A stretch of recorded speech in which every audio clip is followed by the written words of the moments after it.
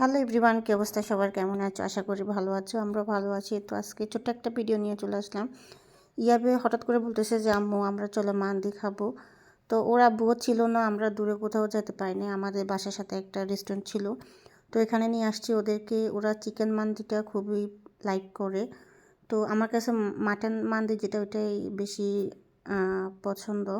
তো এখন ওদের জন্য শুধু চিকেনটাই আমি অর্ডার করছি। এখানে এই যে স্যুপ, তারপরে টমেটো সস, তারপরে সালাদ, ওদের জন্য 7 আপ, এই যে চিকেন মান্দি একটা ডালার মধ্যে ওরা সাজায় দিছে, একটা ফুল চিকেন।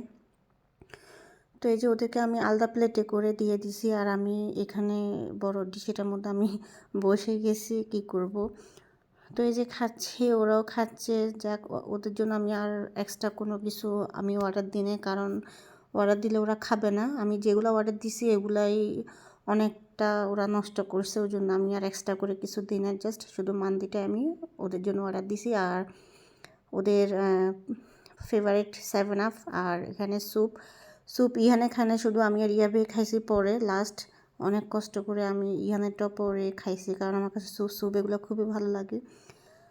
তো এই যে, তো ছেলেদের আবদার পূরণ করলাম।